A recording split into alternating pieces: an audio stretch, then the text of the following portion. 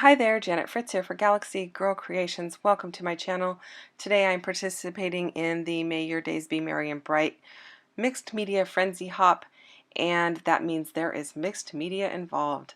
So I am starting out with this creamy color paper with a very light pattern on it, and I'm starting out with this Distress Oxide. This is the new one. I believe it's called Rustic Wilderness, and I just got it, so I wanted to go ahead and play with it. And I'll let you in on a little secret. This is my second go around at doing this layout, or at least the mixed media portion of it. And I could very well have used the first piece because it looked great, but I totally forgot to film it. So yeah, real life happens, and I forgot. So I am sharing with you my second attempt at it, and that is why this cut file is already partially backed and already has a little bit of mixed media on it, but I'm going to add a little bit more for you. So I am just brushing this on, trying to get it kind of smooth. A lot of it's going to get covered up, but I do want it to kind of give that halo effect around the photos to make those photos pop.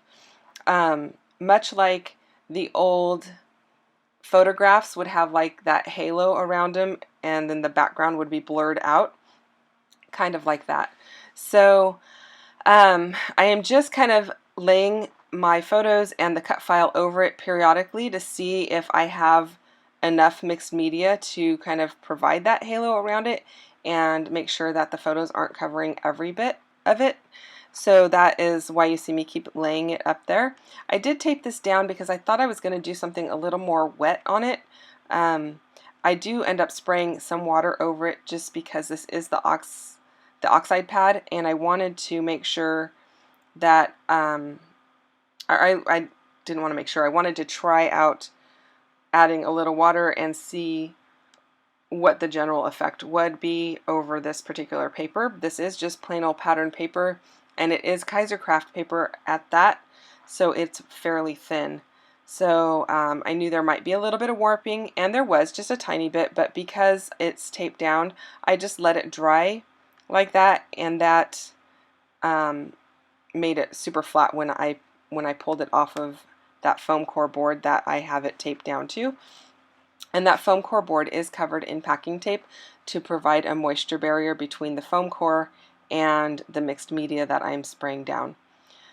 So you just saw me add a little bit of pink and red sprinkles to this particular cut file.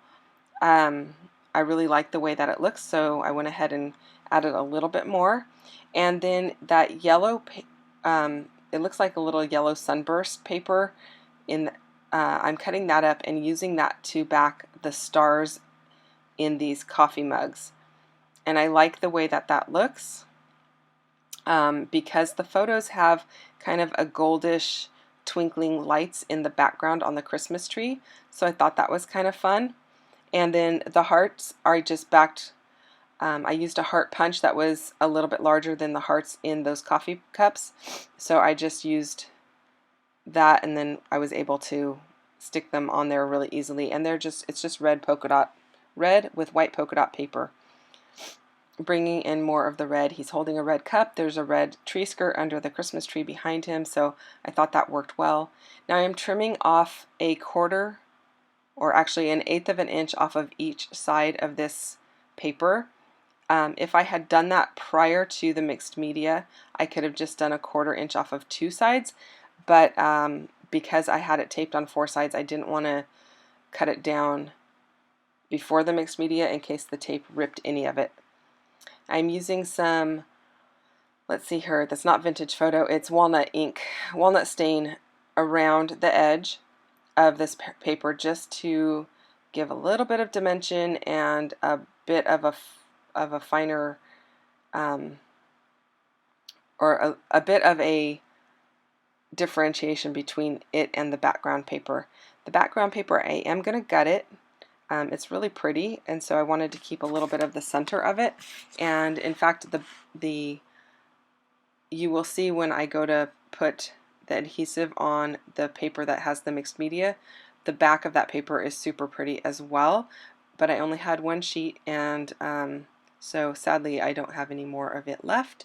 but that's okay.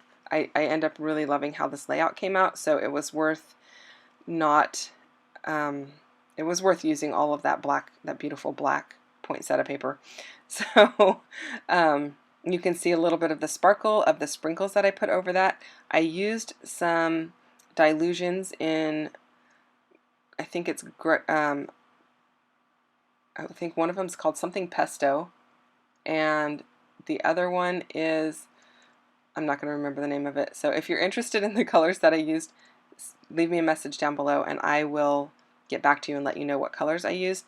But I did use one that had sparkle in it, and that was a Nuvo sparkle spray or shimmer spray. So it picked up a lot of that color, and I really like how it looked.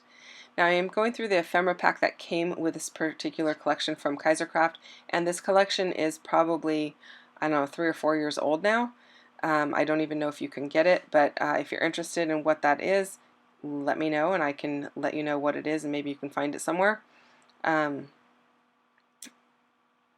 I pulled in some toys, I pulled in some poinsettias and some sprigs, and I am going to add a QR code to this layout, and I am going to be doing a video about how to generate a QR code so that you can put it on your layout.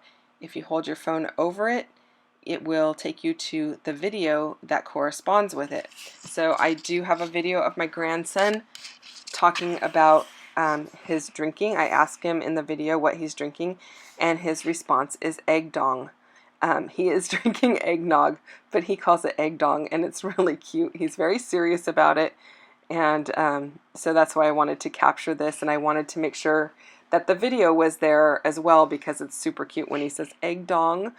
And, so that is also the title of my layout, egg dong. So you can see the QR code there in my hand. I was trying to figure out which corner I'm going to put it in. I will end up putting it in the bottom left hand corner, and I don't want it to be in your face that, oh, there's a QR code here. I just want it to be kind of subtly there. His mom will know it's there. He will know down the road that it's there. I know it's there, but I don't want it to be the main star of the page. And in fact, the mixed media on this page is not really the main star either. It is kind of a supporting player, a supporting role in the layout. It adds to it, but it's definitely not the star of the layout. I believe, in my opinion, the photos are definitely the star.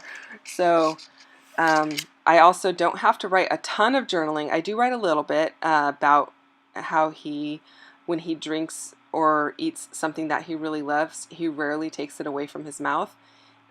He just kind of like savors it there and sips. And so I write about that, and I write about how he calls it egg dong. And of course, you know, then there's the video. So I am inking up some of these pieces that are tone on tone, the cream on the white or the cream on the cream, just so you can see them. And you did see me take my inker and I just kind of smushed it down over the QR code to get a little bit of ink on it so it's not super bright white. As you can tell, I don't mind using white and cream together because that background file is definitely white, but I feel like I'm just using the cream as another color. So as long as it's scattered around and in multiple places, it works out. I apologize that you didn't get to see the title coming together there. It is basically 3 of the die cuts from the package, the poinsettia in the corner with a postcard tucked in and a tag tucked in. And then I am just adding these sequins, and those are something that I picked up at one of the expos years ago. Any red sequins would do. And then I add a few gold sequins as well, and I put them in triangles around each cluster so that they are framing the cluster in some respect or another. You can see the QR code there in right by my glue bottle, and so it is tucked in, but the phone can definitely still pick it up. And if you just hold your phone over it and you have a QR code reader on your phone, I think the iPhones come with it on it, then it will just take you to a YouTube link or YouTube video, and that video is not searchable.